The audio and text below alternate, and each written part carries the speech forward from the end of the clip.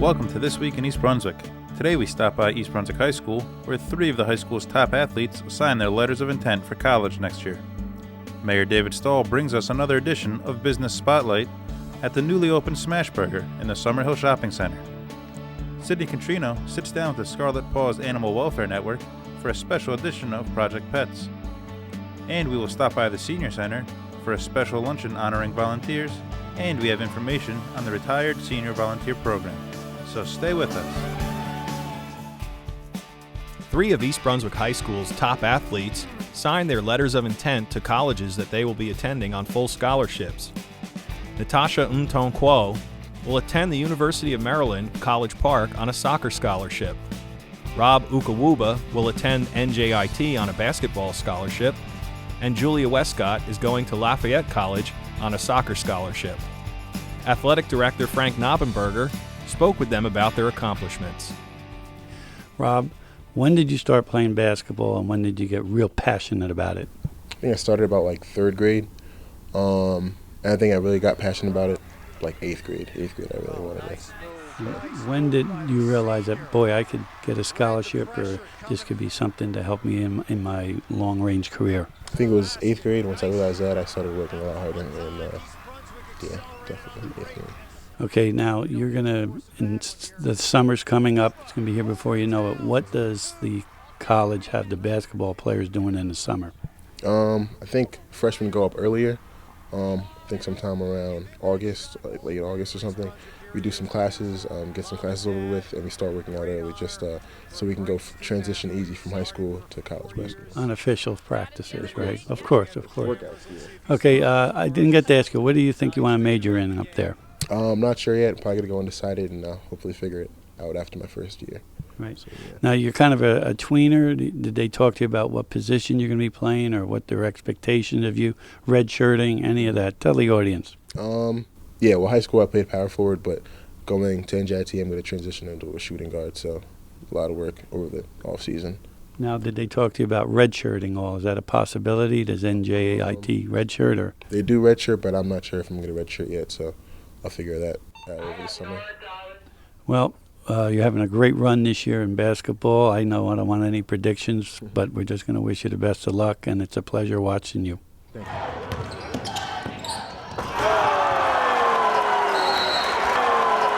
I'm here with Julia Westcott, who just signed her letter of intent to attend Lafayette College, Pennsylvania. What made you choose that school, Julia? From the moment I got there, when I met with the coaches, they made me feel comfortable before I was even on the team, so it wasn't really a hard decision. And what do you think you're going to major in there? I think biology, but I'm not positive yet. Very good. Now, years ago as a 5th grader, 4th grader, did you ever think there'd be one day you'd be sitting here in the East Brunswick Media Center signing a full scholarship? Never. I don't know. It's not something that comes across your mind, really. I guess it's more of like a relief that I got to this level and I'm able to play at this level. When did you think there would be a possibility? At what grade, or how did you find out that maybe it's a reality? I think once I made PDA, which is the team that I'm on now, it was more of a possibility because it's like all the girls that are on that team go and play at D1 schools. So. Now, your summer is going to be here before you know it. Is it like football with soccer and at the college level? Are they going to have you doing camps, leagues, or what will your summer be like before you enter there in September? We have a summer camp that they encourage us to go to, and then also we have fitness packets and books that we have to read just to get us ready for the season. Okay, well, we wish you the best of luck and congratulations. Thank you. Now I'm here with Natasha, who signed a letter of intent today to go to the University of Maryland. Natasha, take us through that recruiting process. Why did you choose Maryland and when did it all start? Actually, Maryland was one of the first schools that I visited. They saw me playing at a tournament and they were interested, and I visited and I loved the school. And it was one of the first schools that I visited, and I always found myself comparing all the other schools to Maryland, and I just knew it was the right choice. What other choices did you have, or who else was recruiting you? There were a lot of other Division I schools and a lot of schools that were also in the ACC that were interested. But like I said, I would always compare it to Maryland, and I just had a feeling that I was going to end up there. Very good. And your course of study, what do you think you want to study when you're there besides soccer? Well, I'm not exactly sure what I want to study yet, but I got into the honors program, so I'm really excited. It's one of the reasons I chose Maryland, because of the honors program. Very good. Now, how long you been playing soccer, and when did you realize, wow, I'm very passionate about this? Well, I grew up from a soccer family. I've been playing since I was little. My dad grew up in France, where everyone's soccer crazy, so I've always loved it, and I've always been passionate about it. And then once I realized that I could actually play in college and at a higher level, I dedicated myself to that, and I'm really excited that I'm able to now. Well, we're very proud of you. You're all-state player. Continue that soccer tradition. We wish you the best of luck and congratulations. Thank you.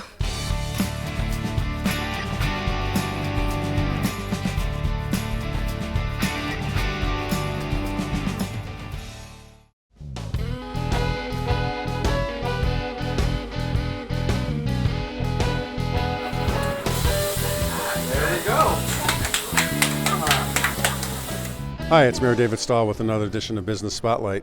I'm pleased to be joined with Scott Gilman up here at the new Smashburger at Summerhill Square. Scott, the place looks fantastic. Thank you. It's been a long haul. We're finally here. We're very excited to be in East Brunswick and really looking forward to opening today. Let's first talk about Mascot Corporation and the number of Smashburgers you have throughout the state. Okay, so this is our 12th Smashburger restaurant. There are about 200 Smashburgers around the country. We are a franchisee, so we have the development rights from Middlesex County and North. And we first got involved with Smashburger when they had 4 restaurants in Denver, and opened our first Smashburger in Montclair, New Jersey in December of 2009. And now, a little more than 3 years later, we're about to open our 12th. What do you attribute the success to Smashburger here in Jersey? I think that it's a concept that hits on all cylinders. So people love great hamburgers. We serve a great $5 cheeseburger. We have a lot of varieties of cheeseburgers. If you look at our menu, not only do we have burgers, we've got great chicken sandwiches, we've got salads, we've got great kids meals, we've got for less than $5, we've got chicken strips and kids burgers and hot dogs and some great sides, our smash fries, which are tossed in olive oil, garlic, and rosemary. And we also have a great culture in our company. We're really out here to serve the guest. So you order at the counter, and then we bring the food to you, and we bus the table for you. And we pay a lot of attention to the guests. We make sure that they are happy with what they've received. If there's any issues, if they want something else, if we can do something else, we're always there to try to make the experiences great an experience as possible.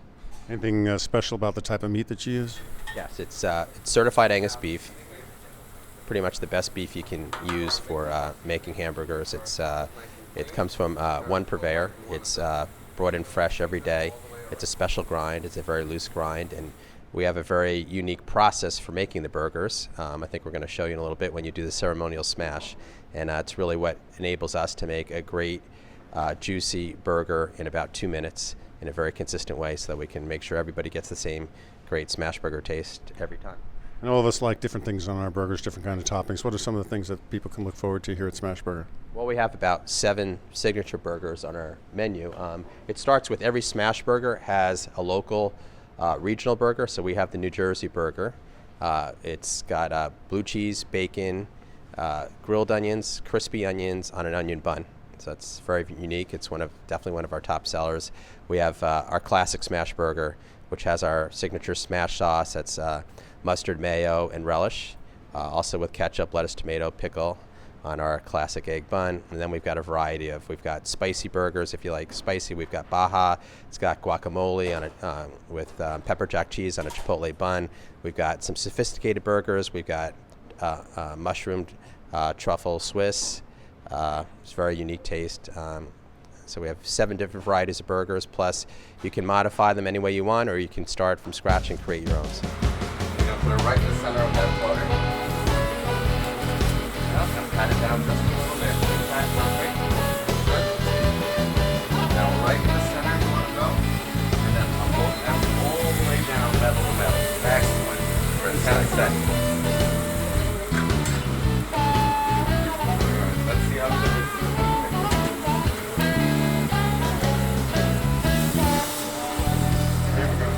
Right there, yeah. There you go. Come on. Well, now that I'm salivating, what kind of drinks do you offer?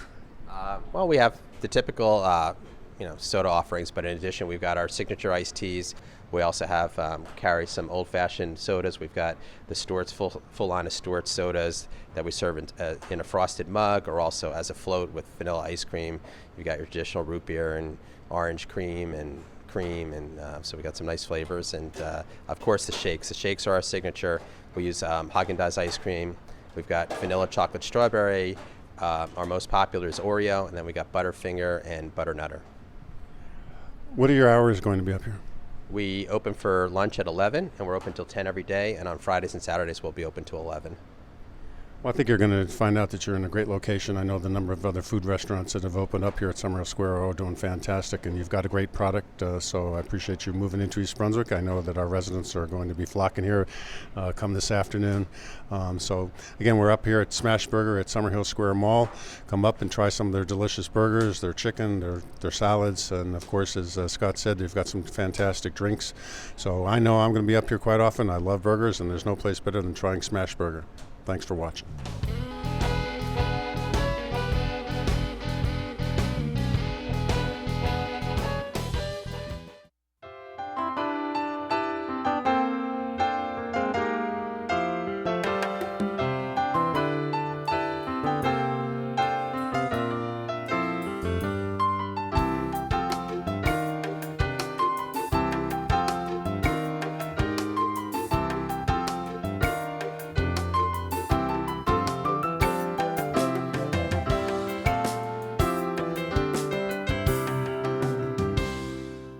Hi, I'm Sydney Contrino for Project Pets.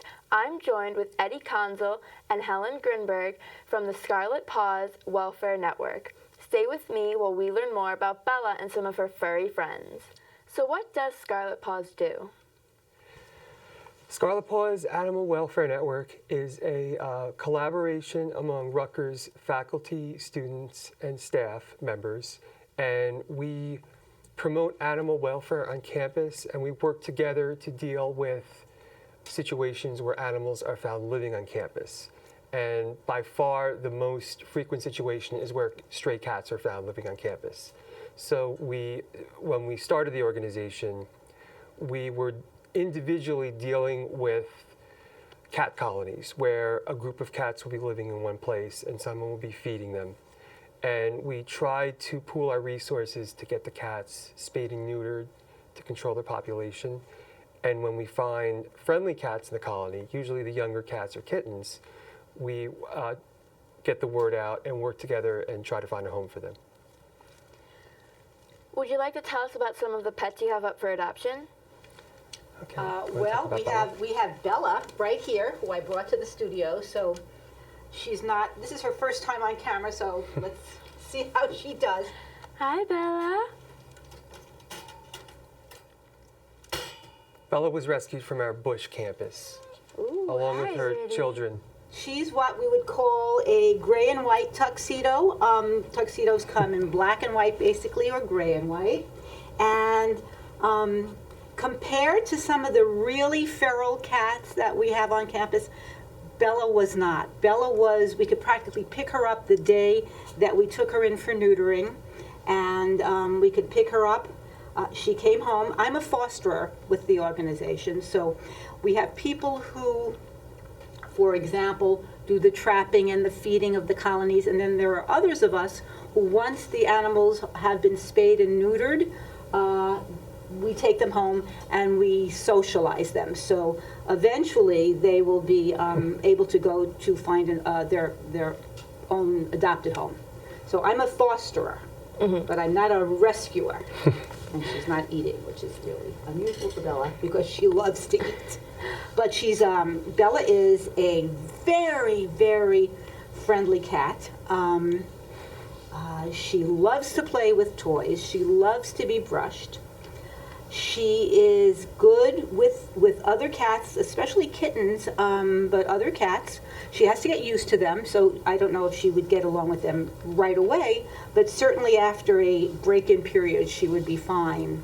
I've had several other fosterlings while I've had Bella, and she sort of adopts them, and she acts like mommy cat. Bella is the mother of several of our cats who've been adopted, And those cats have found wonderful adoptive homes, and now we're hoping that we can find a forever home for Bella. Well, I know you said you had cats, but do you also have like any dogs or other animals, or is it not likely to find them on the campus? It's rare in the Scarlet Paws is focused on the New Brunswick campuses, basically College Avenue, Douglas, Bush, Livingston, and Cook. And it's very rare that there is a stray dog on campus. If there is, it's usually a lost dog. We do have contacts among the local shelters and rescue groups and animal control officers. And if we do find a stray dog on campus, we reach out to them. There was a situation when we were first organizing where there was a stray dog living on the Douglas campus, and he was friendly, but we could see that he had a collar, so that he did belong to somebody. And we made several contacts, and we basically found out that he was lost. He did have an owner, and we were able to reunite him with his owner. That's awesome. Do you guys have a website where people can see some of the pets you have up for adoption or contact you for donations or anything? We certainly do, and our webmaster is right here. I update the website. Address. It is scarletpaws.rutgers.edu. And people can visit that website, and whenever we have cats or any other animal that's up for adoption, we feature them on the front page of our website with information on the animal, a little history, description, and any other important information. And people can contact us through the website if they're interested in adopting one of the pets. What other cats other than Bella do you have up for adoption? There is a brother and sister cat pair, Midnight and Sunshine. They were rescued by one of our volunteers last summer, and they can be seen on our website. They're about between 9 months and 10 months old, and they're very close, so we're hoping to adopt them out as a pair. People can also visit them at our adoption center, which is located at the Princeton PetSmart. We don't have an adoption center on campus, but we have worked out an agreement with the Princeton PetSmart to partner with them to show some of the adoptable cats. There's also an older cat named Cassie. She actually has a home, but unfortunately, due to unforeseen circumstances, her owners have to give her up. Her owner is a recent Rutgers graduate, and who has a newborn son who they found out is allergic to cats. And they're also moving to an apartment that doesn't allow cats. So sadly, they have to give Cassie up for adoption. She's a very sweet and friendly cat. She's older. She's about 12 years old. But she's very playful, loves to be held and pet. She's good with kids, and she would be best in a home with probably only one other female cat, and probably not dogs. But she's a very sweet cat, and her picture is on the front page of our website as well. They sound like a bunch of lovely cats. Yeah, they are. They really are. Well, thank you for all of your wonderful answers, and thanks for telling us about Scarlet Paws and Bella. Saving the life of one animal may not change the world, but the world will surely change for that one animal. Please consider giving one of these adorable pets a home. And for Project Pets, I'm Sydney Neutrino.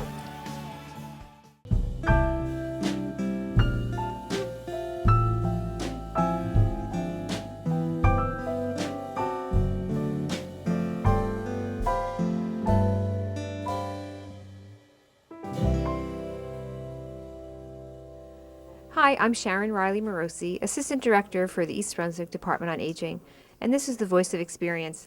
Today I'm speaking with Frank Gibriano. He is with the Middlesex County RSVP program, and more specifically the Fix It program. Frank, what can you tell us about the Fix It program? Hi. I am the coordinator for the Fix It program. What we do is basically go out to people who are either disabled or senior citizens over 60 who need financial help with fix-it problems in their homes. The homes being, they might need grab bars or different products like I have here, a simple doorbell for people who are hearing impaired. Okay, what this doorbell does is it rings loud, but it also flashes. I'll just give you an example there. As soon as it rings.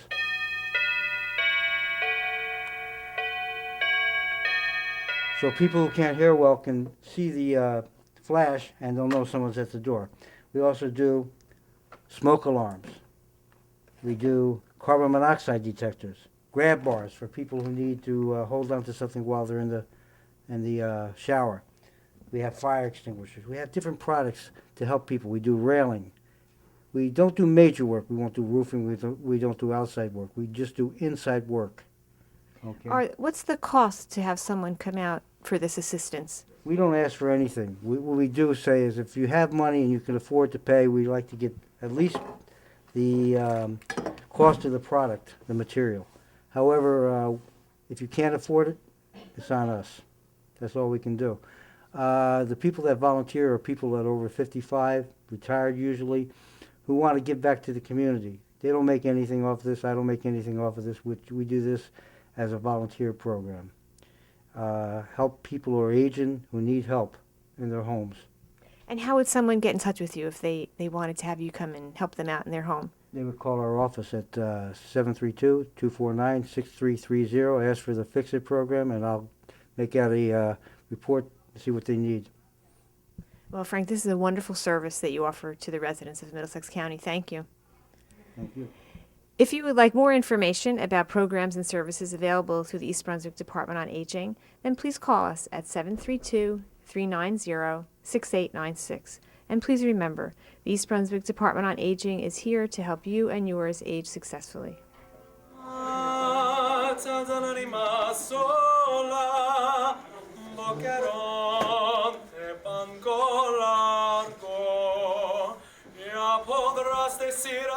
The East Brunswick Senior Center recently honored dozens of volunteers with a special luncheon.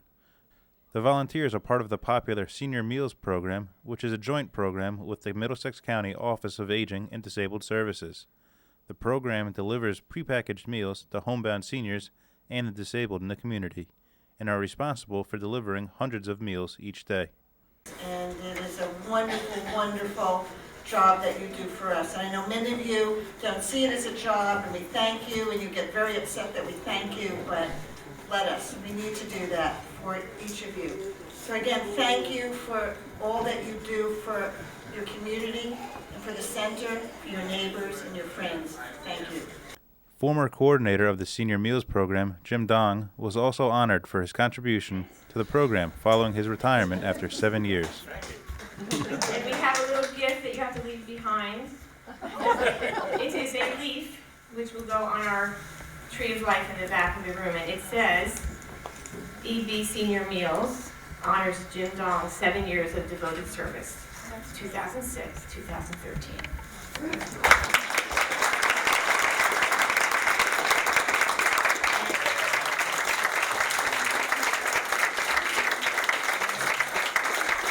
Entertainment for the luncheon was provided by the East Brunswick High School Concert Choir as they performed several songs for the guests of honor.